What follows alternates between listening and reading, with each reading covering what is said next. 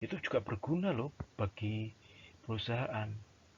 Bagaimana dia membangun citra baik di mata konsumen. Lewat IG, lewat Facebook, maupun media-media sosial yang lain. Teknologi yang dulu mungkin itu belum menjadi faktor pertimbangan. Kemudian evolusi struktur organisasi dan gaya kepemimpinan. Ini juga perlu diperhatikan. Semakin sebuah informasi itu semakin sedikit, maka organisasi semakin ramping, maka komunikasi juga akan semakin cepat. Ketika ada masalah, misalkan struktur yang ramping itu ketika menyelesaikan masalah juga akan semakin cepat. Gaya kepemimpinan juga, pemimpin. Nah, itu juga pemimpin juga berpengaruh. Kemudian heavy reliance teamwork. Kita sama tim. Nah, ini juga bekerja dalam tim itu membutuhkan tanggung jawab yang lebih dalam melakukan komunikasi yang efektif. Kemudian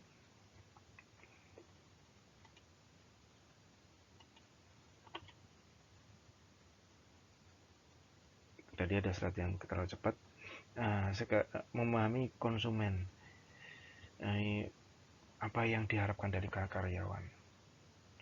Setiap pekerja berharap pada kompetensi dan kemampuan komunikasi yang luas. Sekarang seorang karyawan, seorang pekerja itu harus mempunyai kemampuan atau skill komunikasi yang baik. Baik itu nanti dalam menyampaikan ide tadi yang saya sampaikan di depan, gagasan kepada orang-orang yang ada di sekitarnya. Itu juga penting. Kemudian kemampuan yang diharapkan membantu mengembangkan karir misalkan. Kemudian sekarang komunikasi dalam sebuah organisasi tadi. Setiap organisasi itu pasti mempunyai struktur organisasi formal dalam berkomunikasi. Di sini misalkan presiden, ada vice presiden, vice keuangan, wakil direksi keuangan misalkan, dan manajer keuangan, ada manajer marketing, ada manajer SDM, ada manajer produksi. Nah, ini adalah jaringan komunikasi atau ketika ada sesuatu ya ini jaringannya. Ada yang dinamakan downward. Nah, downward itu adalah komunikasi dari atas ke bawah. Atas ke bawah. Nah, ini downward juga, ini downward. Perintah atasan ke bawah. Kemudian ada upward, komunikasi ke atas. Nih, komunikasi ke atas. Dari bawahan memberikan informasi, sifatnya informasi ke atasan.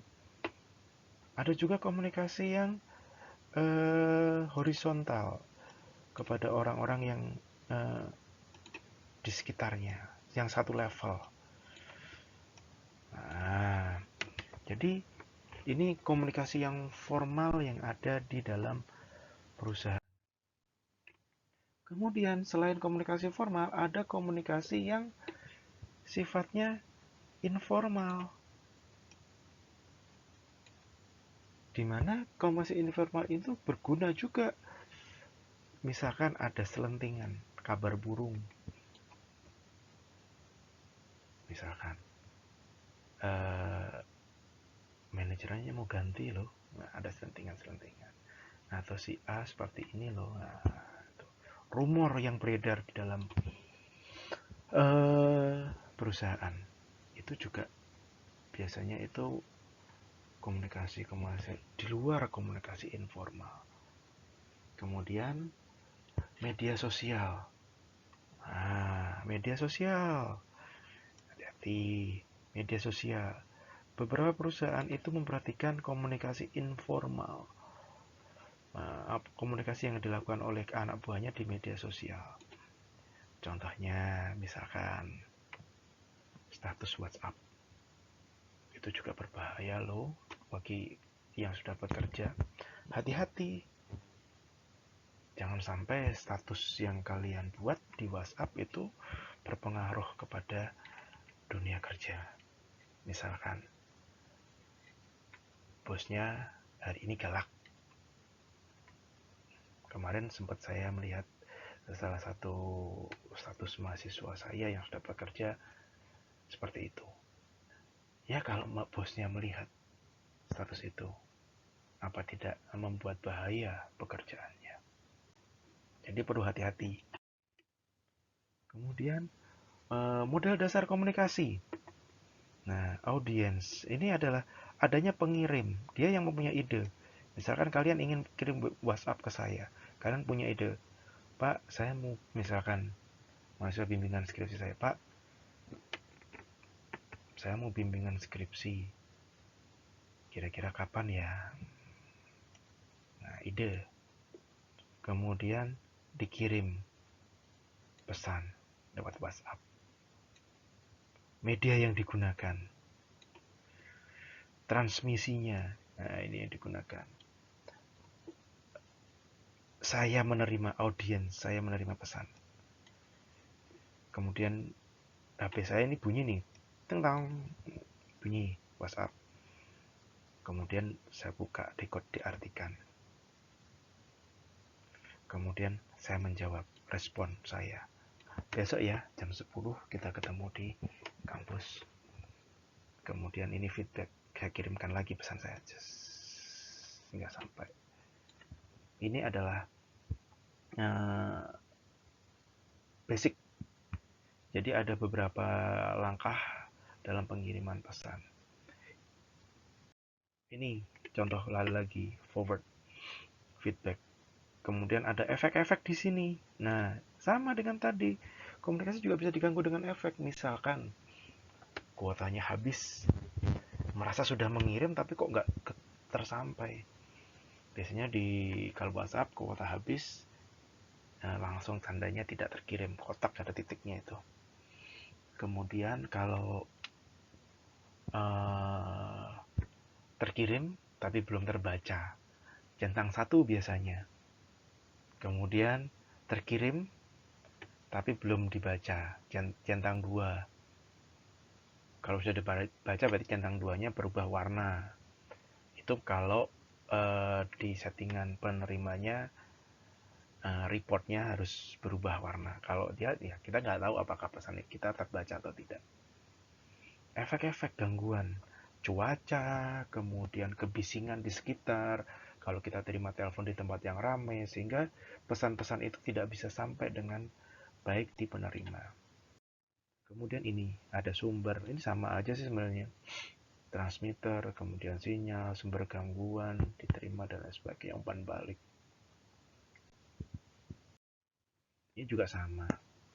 Ini tadi menunjukkan beberapa bentuk dari model komunikasi yang secara basic. Ini. Yang kedua adalah barrier atau halangan, hambatan.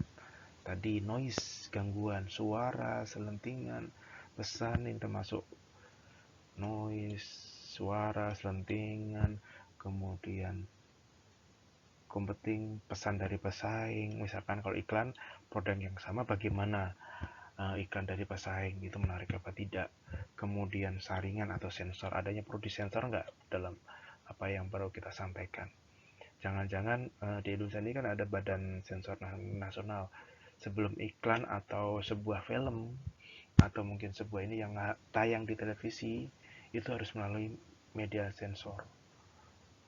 Nah, kalau tidak lolos sensor, jangan-jangan yang ingin kita sampaikan itu yang terpotong, sehingga inti dari pesan itu tidak sampai kepada konsumen. Kemudian yang berikutnya adalah apa yang ada di benak konsumen setelah pesan itu dikirimkan. Bagaimana pemahaman audien menerima pesan itu? Diterima atau ditolak? Contohnya misalkan kalau kalian sedang melihat televisi, ada filmnya bagus, kemudian iklan, kalian ganti channel. Nah, kira-kira pesan itu sampai tidak? Tidak, pesan itu tidak sampai. Karena kalian begitu ada iklan dari perusahaan si pemasang iklan ini ingin menyampaikan informasi, ingin berkomunikasi dengan kalian dengan menyampaikan iklan. Tapi begitu pasang iklan, kalian ganti channel.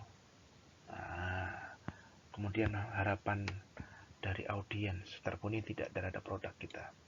Kemudian pesan memastikan kesenangan yang diinginkan, yang dilakukan konsumen. Kemudian ada gak empati, desain, kemudian decoding dan respon.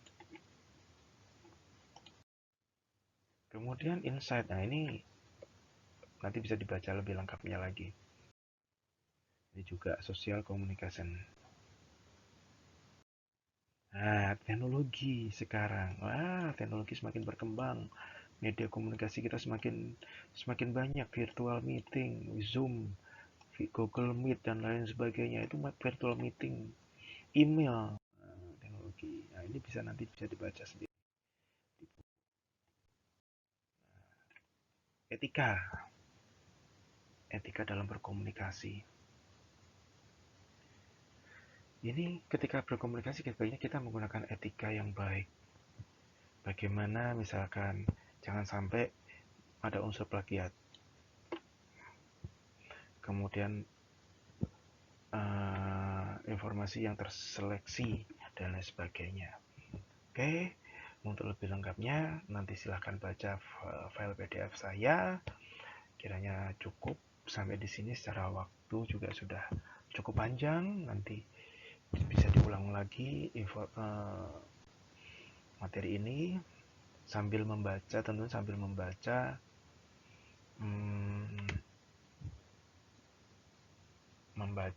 file PDF-nya.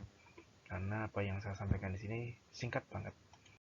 Terima kasih atas perhatiannya. Jika ada pertanyaan tentang materi ini bisa ditanyakan lewat grup WhatsApp. Ingat, jangan lupa NIM dan nama karena tidak semua nomor handphone saya simpan. Terima kasih. Sampai ketemu minggu depan. Wassalamualaikum warahmatullahi wabarakatuh.